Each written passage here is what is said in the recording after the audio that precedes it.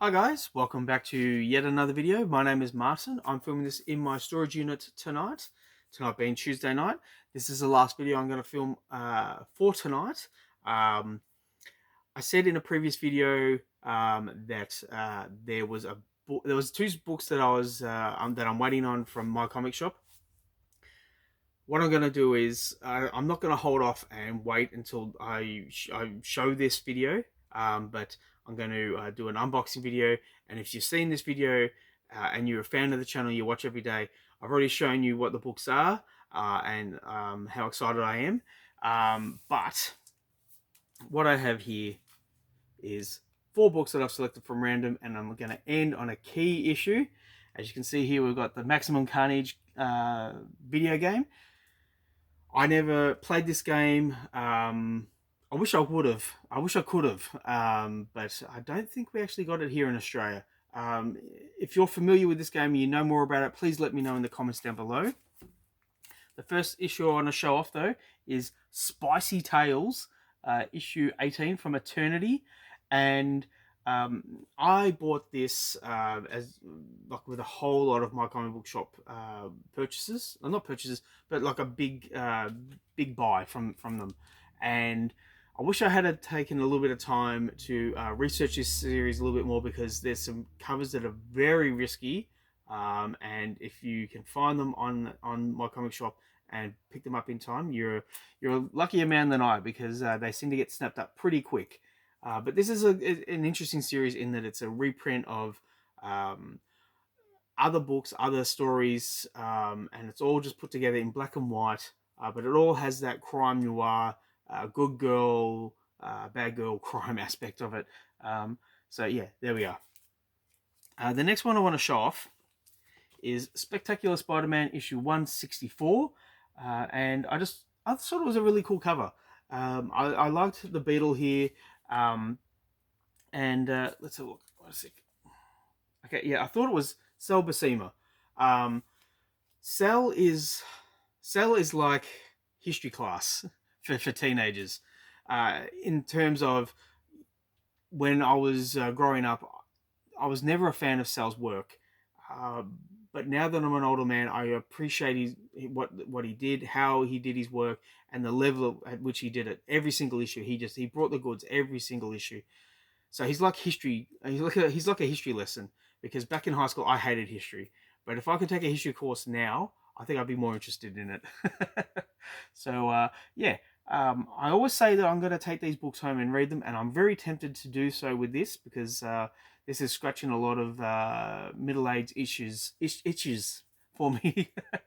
I would like to read this, but I do have a lot of books to read at home, so I'm going to put it aside. So the next issue I want to show off is issue 12 of Soldier X. This is the last issue of the series. It's Cable, as you can see. We've got Cable here, and his series had ended with like 102 issues, and so at this time, Cable's series had ended and Deadpool's series had ended, and Deadpool went over to a series called Agent X, and Cable went over to a series called Soldier X, and they told very different stories. And yeah, this series in particular was very brutal in terms of it was set in a war, a real life everyday war, and just brutal violence and brutal situations. Very well done, but I don't think a lot of people really took to it, because yeah, 12 issues and it was done. But yeah, there we are. So that's issue 12 of Soldier X. And the key issue that I want to show off here, the final issue for the series, is Blaze issue 1.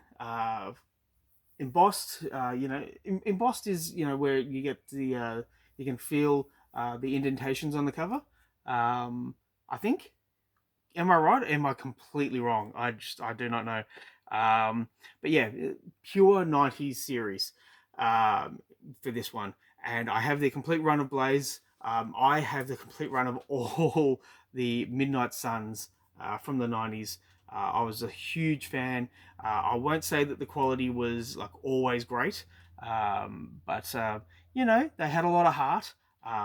And I will say, even though it's not Blaze, Night Stalkers, which is a really particular favorite of mine, had a cast of 3 guys, and one of them was Frank Drake, and he was last seen in 1998. I was going through the solicitations in 2 months' time, and Avengers Assemble has Frank Drake in the book, and I could not believe it.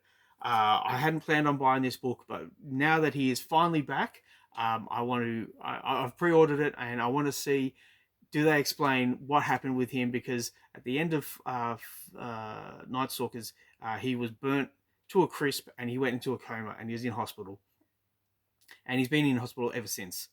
I don't imagine that they're going to explain any of that. He's just going to be someone in the background, and I'm going to read it, and I think I'm going to be a bit disappointed. But, I always live in hope when it comes to comic books. I live in hope that I'm always going to be entertained with the books that I buy. It's just, I'm an internal optimist.